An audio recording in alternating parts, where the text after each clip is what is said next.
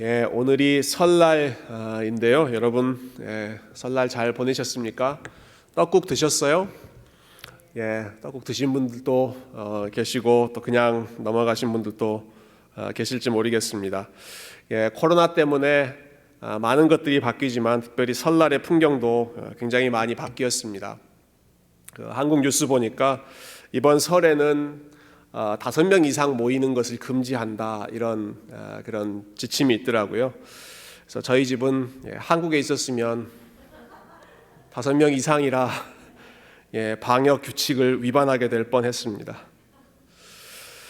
명절이지만 함께 모일 수가 없습니다. 그래서 올해는 아마 지난 추석 때도 그랬던 것 같은데요. 가족들마다 온라인으로 미팅을 하고 또 인사를 하는 게 대세가 되었습니다. 그래서 저희 집도 어젯밤에 한국에 계신 부모님들 이제 연락드려서 카메라 앞에서 영상으로 세배를 드리고 세뱃돈은 온라인 송금으로 주고받도록 그렇게 해서 이거 참 새로운 세상이다 하는 걸 새삼 느꼈습니다. 이렇게 직접 만나지 못할 때 제일 아쉬운 것 중에 하나가 여러분 함께 식사, 함께 만찬을 할 수 없다라고 하는 것이죠. 이번 주 중에 제가 인터넷을 보니까 굉장히 재밌는 사진이 하나 있더라고요. 여러분 이 사진 잘 아시죠? 레오나르도 다빈치가 그린 최후의 만찬이라고 하는 사진인데 요즘 시대는 이 사진이 좀 바뀌었습니다. 이렇게 바뀌었습니다. 예수님 혼자 식사하시고 나머지 제자들은 다 줌으로 각자의 자리에서 만찬을 벌이는 것으로 좀 많이 바뀐다고 그래서 참 이것도 2020년, 2021년 새로운 시대를 반영해주는 하나의 시대상이겠다라는 생각이 들었습니다. 이렇게 예상치 못한 시대를 살아가고 있어도 그래도 우리가 해야 할 일은 계속 진행되고 있습니다.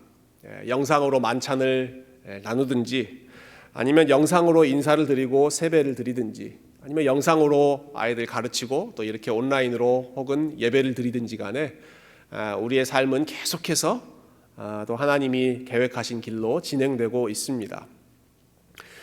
바울과 바나바의 전도 여행 역시 마찬가지였습니다. 예상치 못한 상황을 수시로 만났지만 그래도 계속해서 그들이 걸어갔습니다. 지난주에 우리가 함께 나눴던 내용 기억하실 것입니다.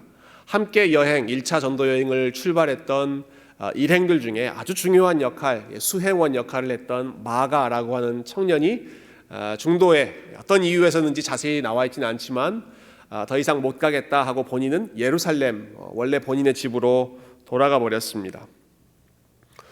물론 하나님께서는 이러한 갈등까지도 사용하셔서 각 당사자들을 더 인격적으로 성숙하게 하시기도 하고 훗날 서로를 더 소중히 여기는 그런 아끼는 관계, 동역자의 관계로 또 빚어나가는 그러한 역사도 하셨습니다마는 그래도 마가가 예루살렘으로 돌아가 버렸던 이 사건은 그 당시에 함께 여행하고 있었던 사람들에게는 굉장히 큰 충격이고 또 실망스러운 소식이었을 것입니다.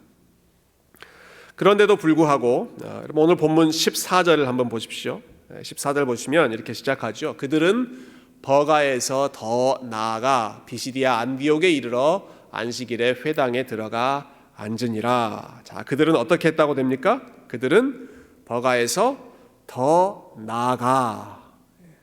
자, 버가라고 하는 지역에서 마가 요한은 예루살렘으로 돌아갔습니다. 그러나 그 같은 버가라고 하는 지역에서 바울과 그 나머지 바나바와 또 모든 일행들은 더 나아갔습니다. 어디로 나아갔는가? 하나님께서 계획해 놓으신 목적지 비시디아 안디옥이라고 하는 지역으로 그들은 더 나아갔습니다. 마가가 떠났다고 해서 여행이 멈추어지지 않았다라는 것이죠. 마가는 버가에서 예루살렘으로 돌아갔지만 이것은 실망스러운 상황이지만 아마 그들은 마가를 위해서 또 함께 기도하며 다시 회복되기를 간절히 하나님 앞에 구했겠지만 하나님께서 정해놓으신 부르신 그 사명이 그들에게 남아있었기 때문에 그것을 완수하기 위해 그들은 또 계속해서 전진하고 또 전진했다. 비시디아 안디옥으로 나아갔습니다. 이 비시디아 안디옥이라고 하는 지역은 나중에 사도 바울이 갈라디아서를 썼던 그 핵심 지역입니다. 넓게는 이제 갈라디아 지역으로 볼 수 있는데요. 지금 이 여행을 출발하는 버가라고 하는 지역에서 이 비시디아 안디옥까지는 그러니까 지도상의 직선 거리로만 따져서 100마일, 160km 정도 되는 거리입니다. 그러니까 실제 여행했던 거리는 훨씬 더 많이 갔었겠죠. 특히 이 지역은 해발 1000m 이상의 고원 지역, 산지 지역에 세워진 도시였기 때문에 여기까지 가는 그 여행의 경로가 굉장히 험난했던 여정이었습니다. 나중에 갈라디아서를 우리가 읽어보면 갈라디아서 4장에 바울이 그런 고백을 합니다. 내가 너희들 처음 만났을 때 내 육체가 심히 약했었던 상황에서 여러분을 처음 만나고 그때 복음을 전했습니다. 이렇게 고백하는 장면이 나옵니다. 아마 이 여행의 과정과 무관하지 않을 거라고 생각합니다. 긴 시간 또 높은 지역의 여행을 하면서 바울의 몸도 굉장히 약해지고 그래서 갈라디아 그 지역의 사람들을 만났을 때 약함 가운데 복음을 증거했다. 이렇게 고백할 수밖에 없는 그런 형편이 되었던 것이죠. 그렇지만 동역자 중에 한 사람이 예루살렘으로 돌아가기도 하고 그리고 가야 할 길이 멀고 또 그 길은 높은 산지 지역이고 바울의 몸은 연약해져 있고 그럼에도 불구하고 그들은 더 나아갔다. 더 나아갔습니다. 혹시 우리 교회 올해 표를 그들이 미리 알았는지 모르겠습니다. 멈추지 말고 걸어가라. 여러 가지 어려운 일이 있어도 하나님이 맡겨주신 그 사명 위에서 멈추지 말고 더 나아가라, 걸어가라. 비시디아 안디옥까지 계속 걸어갔던 것이죠. 이들의 모습을 보면서 우리 역시도 지금 예상치 못한 상황들 많이 만나고 있지만 그래도 우리 역시도 멈추지 말고 계속 걸어가야겠다 하는 도전을 다시 한번 받게 됩니다. 자, 이렇게 비시디아 안디옥에 도착했을 때 바울 일행이 제일 먼저 들어갔던 지역은 회당이었는데요. 지금 여행할 때마다 어느 지역에 도착하면 회당부터 들어가서 말씀을 전하죠. 15절을 보시면 그 당시에 회당에서 예배가 어떻게 진행되었는지를 우리가 간단하게 얼핏 살펴볼 수 있습니다. 15절 제가 읽어보겠습니다. 율법과 선지자의 글을 읽은 후에 회당장들이 사람을 보내어 물어 이르되 형제들아 만일 백성을 권할 말이 있거든 말하라 하니.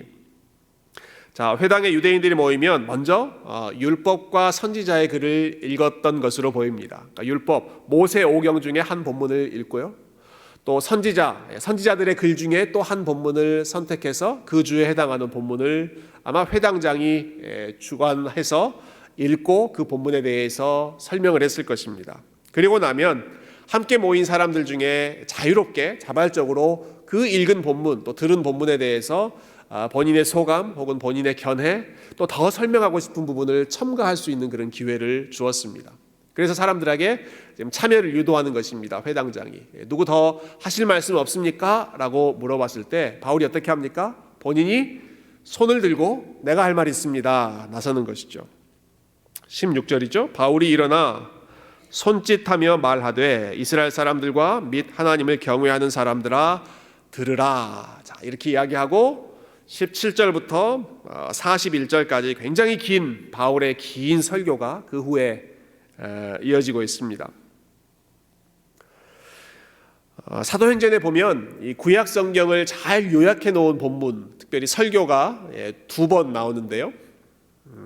먼저 첫 번째는 우리가 이미 살펴본 사도행전 7장에서 스데반 집사님이 했던 설교가 아주 유명합니다. 그 설교가 구약 성경 전체를 성전이라고 하는 주제를 가지고 처음 모세부터 예수님 오시는 그 시대까지 성전이라고 하는 키워드를 가지고 관통하는 꿰뚫는 그런 내용입니다. 굉장히 잘 요약해 놓은 본문이고요. 그리고 또 한편의 설교가 이제 오늘 본문하고 다음 주에 읽을 본문에 나오는데 사도 바울 역시 구약의 내용을 아주 일목요연하게 정리합니다. 그런데 이번에는 성전이 아니라 왕이라고 하는 주제를 가지고 처음 시작하는 그 부분부터 예수님까지 이어지는 그 구약 성경의 내용을 요약하고 있습니다.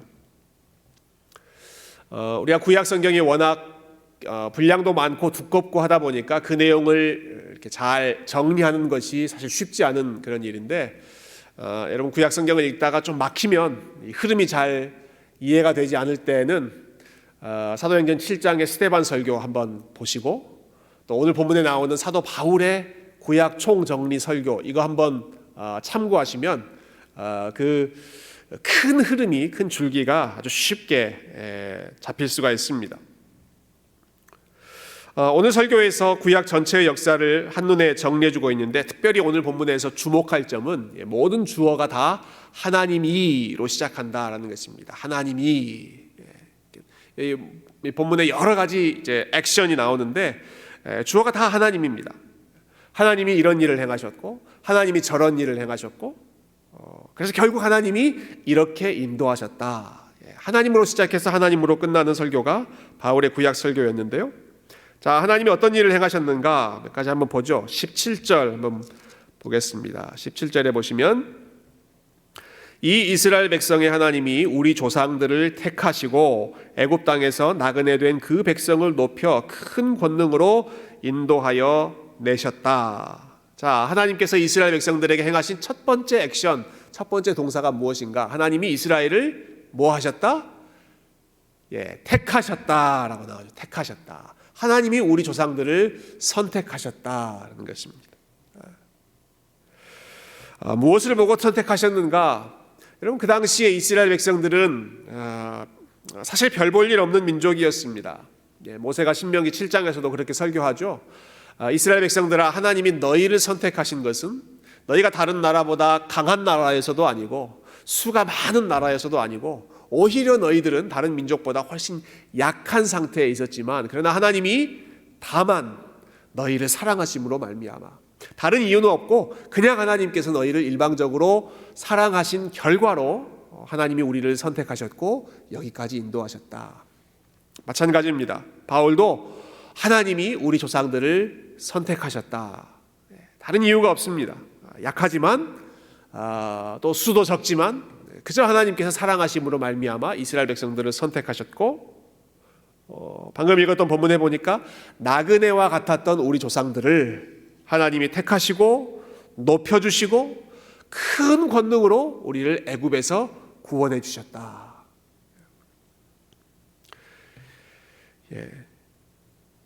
자, 출애굽기 전체의 내용이 한 구절로 지금 정리되고 있죠. 출애굽기 전체 내용 그냥 한 구절로 정리됩니다. 그런데 이스라엘 백성들이 어떻게 했습니까? 그들은 계속해서 하나님 불신했죠. 하나님 시험하고 하나님께 불평하고 하나님께 원망하는 것이 출애굽 이후 이스라엘 백성들의 역사였습니다.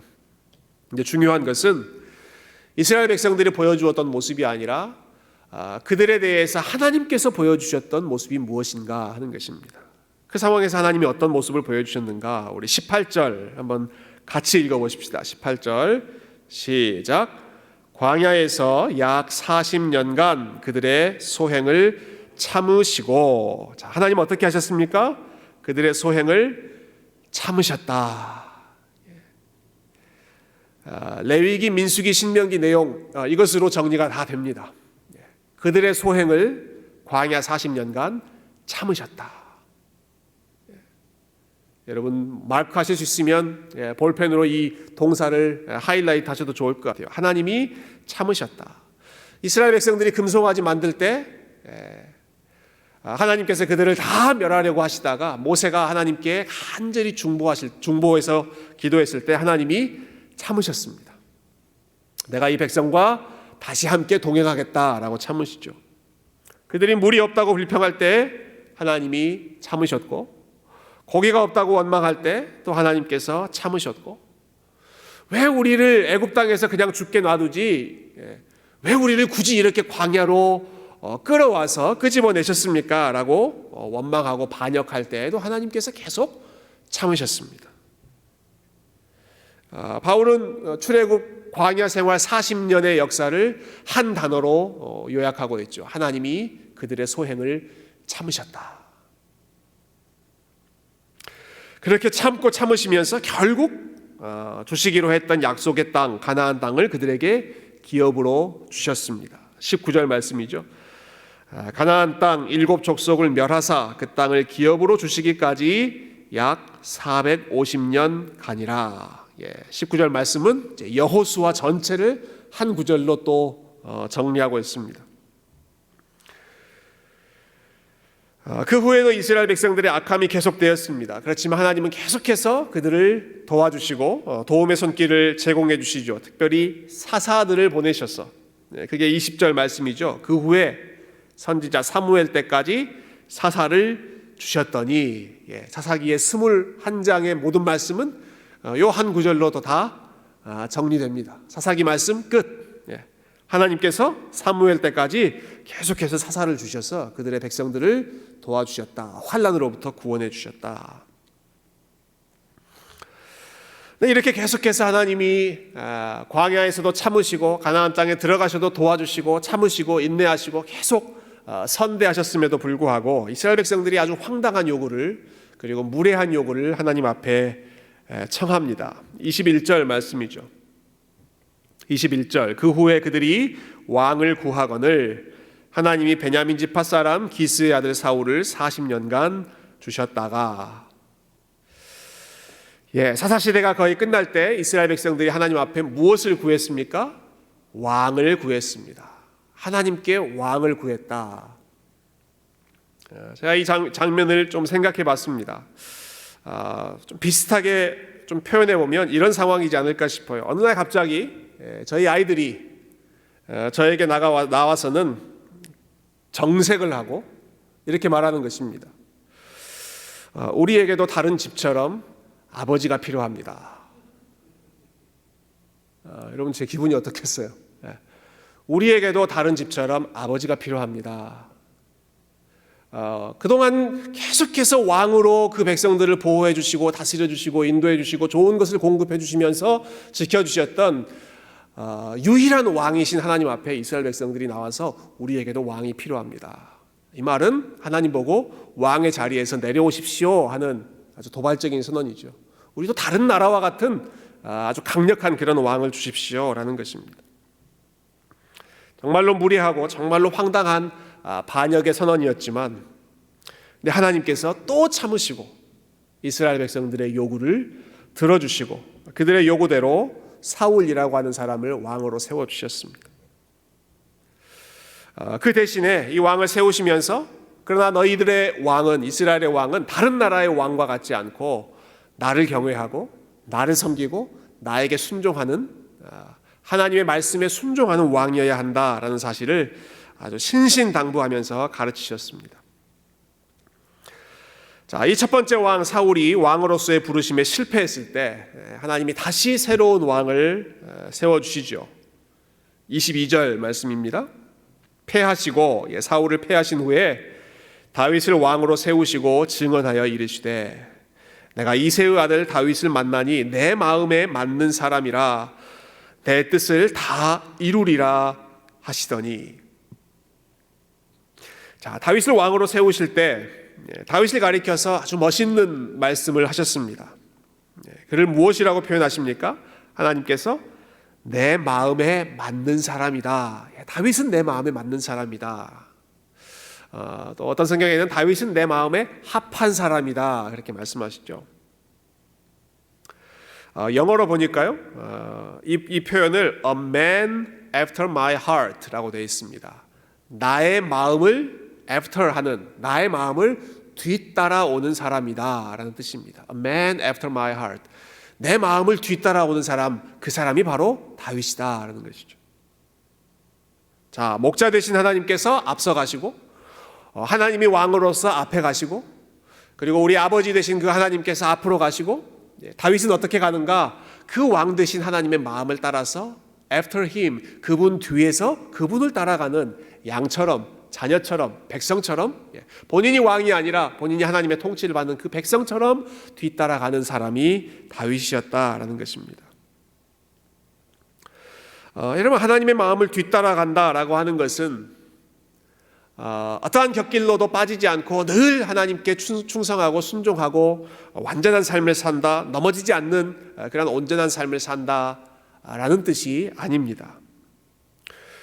우리는 다윗이 얼마나 여러 차례 곁길로 빠졌고 여러 차례 넘어졌고 얼마나 큰 범죄를 하나님 앞에 행했었는지를 잘 알고 있습니다. 윤리적인 기준을 생각한다면 여러분, 사울이나 다윗이나 그렇게 큰 차이 없습니다. 어떤 면에서 보면 사울이 다윗보다 더 낫다고 평가할 수도 있을 것입니다. 그런데 두 사람 사이에 무엇이 차이입니까? 사울은 잘못된 길로 갔을 때 선지자 사무엘이 여러 차례 경고했죠. 돌아오십시오, 돌아오십시오, 돌아오십시오. 그러나 사울은 하나님의 뒤를 따라가지 않았습니다. 하나님의 마음 뒤따라서 가지 않았습니다. 하나님께 돌아가지 않았습니다. 반면 다윗은 여러 번 잘못을 하고 여러 번 곁길로 가고 여러 번 실패의 일을 벌였지만, 그러나 선지자 나단이 또는 선지자 갓 이런 사람들이 그에게 책망하고 경고했을 때 그때 하나님 앞에 돌아오고 그때 하나님의 마음을 뒤따라가는 일로 되돌아왔습니다. 이것이 사울과 다윗의 가장 큰 차이였습니다.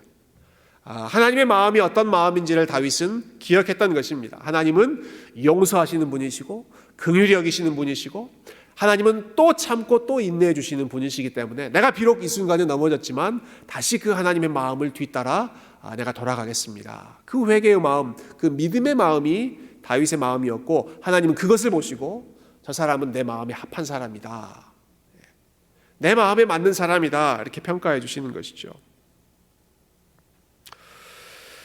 이처럼 끝까지 참고 또 용서하시고 또 새로운 길을 열어주시는 그 하나님의 마음, 그 하나님이 가장 온전히 표현된 것이 바로 다윗의 후손으로 오신 예수 그리스도이십니다. 23절 말씀, 마지막 말씀이죠. 하나님이 약속하신 대로 이 사람의 후손에서, 다윗의 후손에서 이스라엘을 위하여 구주를 세우셨으니 곧 예수라. 끝까지 참으시면서 마침내에는 하나님 본인이, 하나님의 아들이신 예수 그리스도께서 죄인된 백성들을 구원하고 그들을 섬기기 위해 이 땅 가운데 내려오셨다. 포기하지 않고 사랑하시는 하나님, 끝까지 참으시고 용서하시는 하나님, 자기 백성을 끝까지 긍휼히 여기시는 참 목자 되신 그 하나님의 마음이 구약 성경 전체에 줄줄 흐르고 있고, 그 클라이맥스에 예수 그리스도께서 저와 여러분의 구원자로 이 땅 가운데 오셨다라는 것입니다. 이처럼 바울은 구약 성경의 역사를 아주 간략하게, 참 역시 똑똑한 사람이었던 것 같아요. 그 긴 역사, 그 많은 내용을 일목요연하게 핵심만 들려주고 있습니다. 아들을 주시기까지 사랑하셨던 그 하나님의 마음을 이스라엘 백성들에게 들려주고 있는 것이죠. 바울이 어떤 마음으로 이 설교를 하고 있었을까 좀 생각해 봤습니다. 바울은 아마 이 내용을, 구약 성경의 역사를 이야기할 때 차분한 마음 혹은 어느 정도 거리를 두면서 이렇게 담담하게 이야기할 수 없었을 것입니다. 왜냐하면 본인이 지금 이야기하고 있는 이 구약 성경의 이스라엘의 역사, 또 이스라엘 백성들에게 베푸셨던 그 하나님의 은혜의 역사는 결국 바울 자신의 개인적인 역사이기도 했기 때문에 그렇습니다. 하나님께서 이스라엘 백성들에게 보여주셨던 모습이 바울에게 보여주셨던 동일한 역사였죠. 많은 민족들 중에 가장 약하고 가장 수가 적었던, 별로 별 볼 일 없는 그러한 이스라엘 백성들을 하나님께서 택하셨던 것처럼 죄인 중에 괴수와 같은 나를 하나님이 택하셨다. 바울이 그 마음 들지 않았겠습니까? 오랜 시간 동안 하나님을 의심하고 원망하고 불평하고 하나님께 반항했던 그 이스라엘 백성들을 참고 또 참으셨던 그 하나님께서 교회의 핍박자로 살아오던 나를 참고 여기까지 인내해 주셨다. 베냐민 지파 사람이었던 사울을 왕으로 부르셨던 하나님께서 역시 베냐민 지파의 출신인, 본인의 이름도 사울이지 않았습니까? 나 사울을 사도로 부르시고 다윗처럼 넘어지고 사울처럼 넘어지지만 그때마다 하나님께서 은혜 베풀어 주셔서 다시 주님의 길 걸어가게 하시는 그 하나님의 은혜의 역사를, 이 구약 성경의 중요한 사건들을 회고하는 가운데 바울의 마음 가운데에도 그에 대한 감사와 감격이 넘쳤을 것입니다. 결국 그 죄인을 위해 구원자로 보내주신 그 예수 그리스도를 바울이 만났고 그 예수 그리스도를 위해 살아가고 있고, 그 예수님 때문에 지금 이 험한 여정과 참 많은 어려움 가운데에서도 멈추지 않고 계속해서 걸음을 걸어가고 있는 믿음의 삶이, 전도자로서 그리스도의 제자로서 살아가고 있는 이러한 삶이 어떻게 가능했는가? 하나님께서 바울을 붙잡아 주시고, 하나님께서 바울을 끝까지 인내해 주시고, 하나님께서 그에게 매일매일 하나님의 은혜로 붙잡아 주실 때, 힘 주셨을 때 나타났던 은혜의 열매이고 은혜의 역사였던 것이죠. 사랑하는 성도 여러분, 오늘 우리가 함께 정리해 보았던 이 구약 이스라엘의 이야기는 첫 번째로는 사도 바울의 이야기였고, 그리고 역시 또한 저와 여러분에게 주신 우리의 이야기인 줄로 믿습니다. 우리의 이야기입니다. 그때나 지금이나 구약시대의 이스라엘 백성들이나 아니면 신약시대의 사도 바울이 회심하기 전의 모습이나 그리고 여전히 지금 이 시대의 우리의 모습이나 가장 큰 문제는 하나님을 왕으로 인정하지 않는 것입니다. 왕을 왕으로 인정하지 않는 것. 왕이 계심에도 불구하고 나에게 다른 왕이 필요합니다 라고 하나님께 당돌한 요구를 하는 것. 왕이 분명히 다스리고 계시고 왕이 우리보다 앞서서 행하고 계시고 우리를 인도하고 계심에도 불구하고 마치 왕이 다스리고 계시지 않는 것처럼, 마치 왕이 우리 앞에서 인도하지 않으시는 것처럼 불안해하고 염려하고 그분을 신뢰하지 못하는 것. 이것이 이스라엘 백성들이 보여주었던 모습과 우리가 하나님 앞에서 불신으로 넘어질 때의 모습, 동일한 모습입니다. 왕은 분명히 좋은 것을 준비하고 계시는데, 근데 우리는 그 왕의 선하심을 신뢰하지 못하고 기대하지 못하고, 그래서 마치 그 왕은 우리에게 좋은 것을 주시는 분이 아니라 우리에게서 좋은 것을 빼앗아 가시는 분인 것처럼 그렇게 하나님을 의심하며 살아갈 때가 얼마나 많은지요. 그 왕을, 우리 하나님을 우리의 마음의 왕으로 다시 한번 회복하는 것이, 왕이 계셔야 할 그 자리로 다시 되돌리는 것이 참된 회개이고 참된 믿음인 줄로 믿습니다. 여러분, 저와 여러분이 오늘 이 말씀을 다시 한번 기억하는 가운데 우리에게 왕이 계시다는 사실을 함께 기억하기를 소망하고, 그리고 그 왕이 어떤 왕이신지를 함께 기억할 수 있기를 소망합니다. 여러분, 하나님은 지극히 작은 민족을 선택하셨던 사랑의 왕이시고, 계속해서 반역하는 백성들을 참고 인내하셨던 긍휼의 왕이시고, 무엇보다 하나님은 저와 여러분을 섬기기 위해 이 땅 가운데 오셨던 겸손의 왕, 자비의 왕이신 줄로 믿습니다. 그 왕은 우리가 넘어졌을 때 마치 다윗을 다시 한번 일으켜 주셨던 것처럼 계속해서 일으켜 주시고 회복시켜 주시고 우리에게 힘 주셔서 다시 한번 걸어갈 수 있도록 붙들어 주시는, 우리에게 힘 주시는 능력의 왕이시기 때문에 그 하나님께서 지금도 저와 여러분의 연약함과 우리의 믿음 없음과 우리의 신실하지 못함과 때로는 우리의 비틀거리는 그 모든 모습을 불쌍히 여기시고 아바 아버지라고 부르실 때마다 하나님께서 우리 가운데 찾아오셔서 우리의 손 붙잡고 하나님께서 원하시는 목적지를 향하여 힘있게 걸어갈 수 있도록 새 힘 주시고 은혜 주시고 능력 주실 줄로 믿습니다.